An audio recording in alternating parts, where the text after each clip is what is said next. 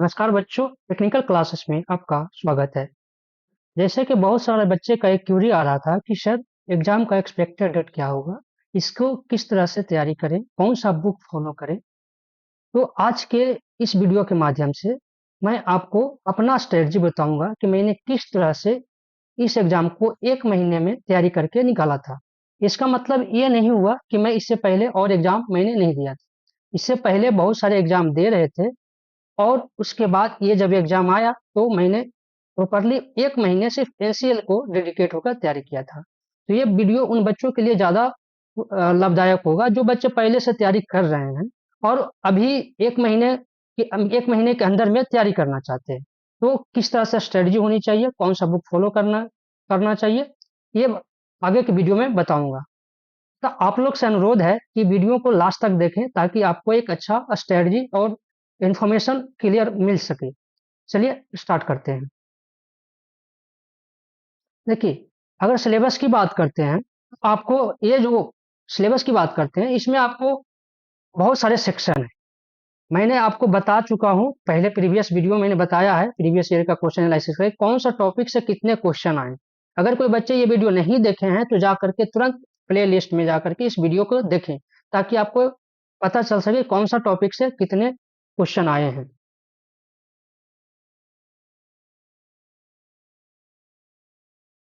तो चलिए स्टार्ट करते हैं। इसमें आगे का जो रणनीति अच्छे से बनाना है, मैंने क्या किया था कि प्रीवियस ईयर क्वेश्चन को एनालिसिस किया था। जैसे बहुत सारे जो एग्जाम जो सक्सेसफुल निकालते हैं तो वो आपको एक सजेस्ट करते हैं कि प्रीवियस ईयर का क्वेश्चन और सिलेबस क्या है उस पर आपको फोकस करना चाहिए।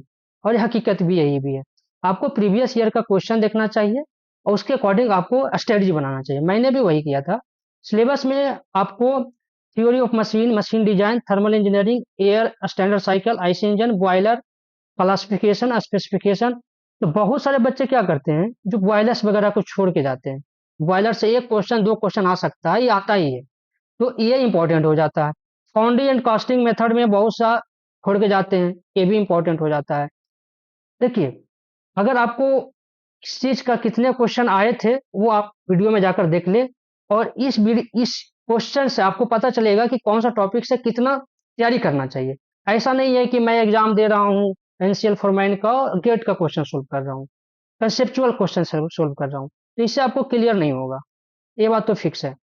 आपको वहां पे कंसेप्ट नहीं दिखाना होता है, आपको एग्जाम निकालना होता है। ऐसा नहीं कि हम क्वेश्चन कुछ और है और किसी और चीज का तैयारी कर रहे हैं। तो आपको पर्टिकुलर इसी चीज का तैयारी करना होगा। अगर इस चीज को आप तैयारी करते हैं तो मैं आपको गारंटी कहता हूं कि एनसीएल फॉरमैन का एग्जाम निकल जाएगा। आने वाला आरआरबी जेई का एग्जाम है, एसएससी जेई का एग्जाम है, ये तीनों चारों जो एग्जाम है सबका पैटर्न ऑलमोस्ट सेम तो आती है बुक फॉलो करने के लिए। तो मैंने जो बुक फॉलो किया था, बुक फॉलो किया था वो बुक फॉलो करने की जो बात है उसमें मैंने आर एस खुरमी का एक बुक आता है ऑब्जेक्टिव करके मैकेनिकल का, और एक हैंडबुक है मेडी जी का। ये दो बुक मैंने फॉलो किया था। देखिए करना क्या है, मैंने क्या किया था कि ये जो बुक है हैंडबुक जो है उसका जितने भी हैं पूरा को डेली डेली 2 घंटा हैंडबुक पे ध्यान देता था और बाकी मैकेनिकल इंजीनियरिंग का ऑब्जेक्टिव है उसको बनाता था। इस मैकेनिकल इंजीनियरिंग ऑब्जेक्टिव बुक को, राजा खुरमी का जो बुक है इसको मैंने 50 बार बनाया होगा। मतलब कह सकते हो कि इसको मुझे याद हो गया था। देखिए एग्जाम को निकालना है ना तो आपको ये करना होगा।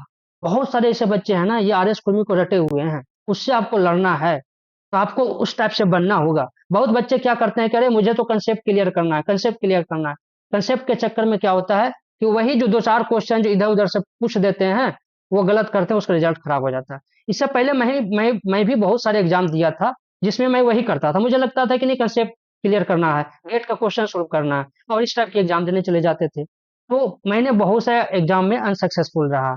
तब जाकर के एक आइडिया आया कि नहीं पहले एक बुक को फॉलो करो, उसी बुक को लगातार एज करो। मैं आपको लिख कर देता हूं कि अगर आप ये दो बुक को फॉलो कर दिए तो आपको एनसीएल में असिस्टेंट प्रोफेसर बनने से कोई नहीं रोक सकता है। आपको एग्जाम के बाद फिर आप हमसे मैसेज करके बात करना कि कैसा एग्जाम गया है। बात रहा स्ट्रेटजी का, तो देखिए इसमें आपको पता है कि स्ट्रेटजी में आपको दो पोर्शन है। टेक्निकल का 70 मार्क्स का क्वेश्चन आता है टेक्निकल में आपको 70 मार्क्स का क्वेश्चन आता है और नॉन टेक में 30 मार्क्स का क्वेश्चन आता है। तो आपको मैंने बता दिया हूँ कि टेक्निकल का अलग और नॉन टेक का अलग प्रीवियस ईयर का क्वेश्चन का सॉल्यूशन मैं ऑलरेडी वीडियो बना चुका हूँ।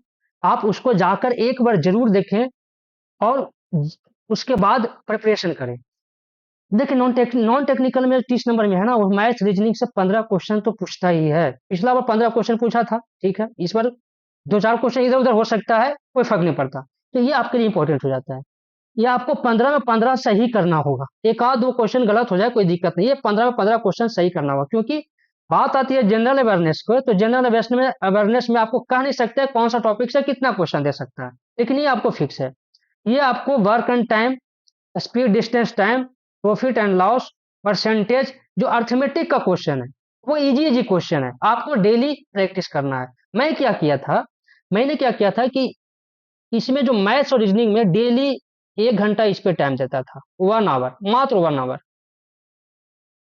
और बाकी रहा जनरल अवेयरनेस का, तो जनरल अवेयरनेस में मैंने जैन धर्म को, बौद्ध धर्म को, नेशनल पार्क को, इंडियन ज्योग्राफी में मैंने इंडिया का जो मैप है उसके बारे में पढ़ा था, और इंडियन ऑर्गेनाइजेशन में जैसे बार्क हो गए, इसरो हो गया, डिफेंस का जो सेक्टर हो गया, उसको मैंने अच्छा तरीका से तैयारी किया था।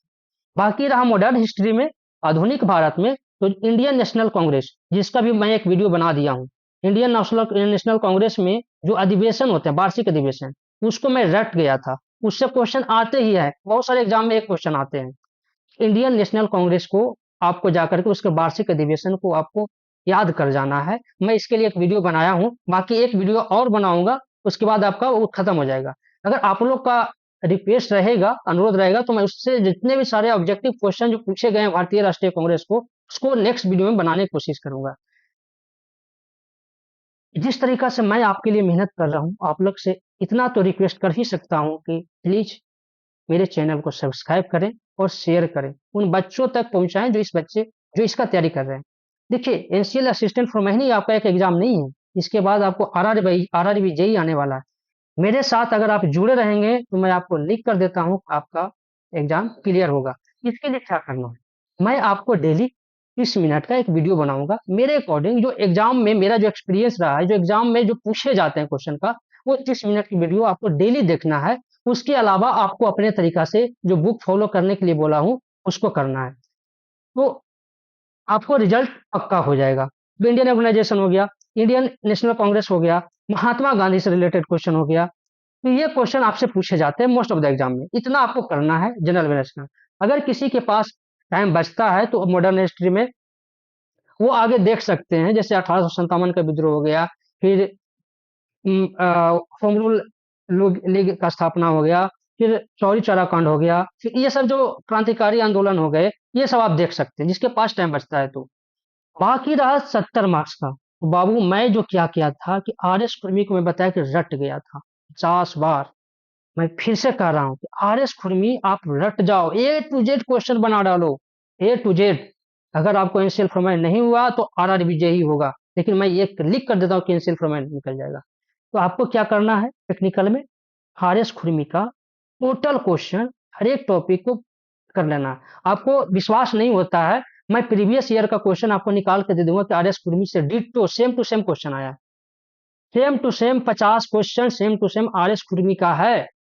बहुत से बच्चे क्या करते हैं कि ईएसई का, बहुत से मेडी जी का ऑब्जेक्टिव क्वेश्चन फॉलो करने लगते हैं। देखिए, कोई एक चीज फॉलो कीजिए, आप ईएसई का ही कर रहे हैं ऑब्जेक्टिव क्वेश्चन, उसी का कीजिए, लेकिन क्वेश्चन तो आर एस खुरमी से ही आते हैं, इतना है। हाँ, इसके बाद अगर किसी को लगता है कि नहीं इतना मेरे को हो गया है, तो आप ईएससी लगा सकते हैं। ईएससी जो मेडी जी का इंजीनियरिंग सर्विस एग्जाम में जो पूछा हुआ ऑब्जेक्टिव क्वेश्चन है वो लगा सकते हैं। ये मेरा स्ट्रेटजी था, मैं तो 2 ही बुक फॉलो किया था, एक मेडी जी और दूसरा जो था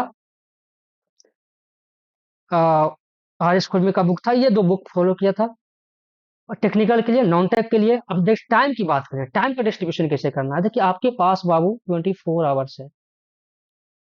देखिए, मैं चाहता हूँ कि मेरे चैनल से जुड़े हुए बच्चे में कम से कम जितने भी जुड़े हैं उसका सबका रिजल्ट हो। यही चलते मैं चैनल बनाया हूँ। मैं अभी कहीं और कार्यरत हूँ, मैं मुझे उम्मीद है कि प्लीज जो बच्चे निकालने के बाद सिलेक्शन के बाद हमसे जरूर मिलिएगा। वहाँ पे मेरे बहुत सारे दोस्त जॉब कर रहे हैं, आपको कोई प्रॉब्लम वहाँ पे नहीं होगी। तो 24 आवर्स में मैंने क्या किया था कि 8 आवर्स 8 आवर्स टेक्निकल का तैयारी किया था। 8 आवर्स में मैंने बता दिया आपको, 2 आवर्स 2 घंटे मैं मेडी जी का हैंडबुक को पढ़ता था। 6 आवर्स 6 घंटा मैं सिर्फ और सिर्फ आर एस खुरमी को पढ़ता था। उसके बाद नॉन टेक्निकल में मैं बात करूं तो टोटल 4 घंटा इसमें देता था, जिसमें से 1 घंटा हो गया आपको रीजनिंग पे और 3 घंटा जो हो गया जनरल अवेयरनेस पे हो गया। तो जनरल अवेयरनेस में ये डेली में फॉलो करता था, जो पढ़ता था डेली उसको प्रैक्टिस करता था। उसके बाद मैं जो था क्वेश्चन का टेक्स्ट बुक पे जा करके क्वेश्चन का प्रैक्टिस करता था। ये था मेरा स्ट्रेटजी, और इस तरह से मैंने 1 महीने के अंदर में इस एग्जाम को क्लियर किया था। अगर ये वीडियो अच्छा लगता है तो फिर से आप लोग से रिक्वेस्ट है, मेरे चैनल को सब्सक्राइब करें और लाइक करें और कमेंट करें। अगर किसी बच्चे को जो भी डाउट होता है कमेंट करें, मैं आपके कमेंट का जवाब जरूर दूंगा। धन्यवाद।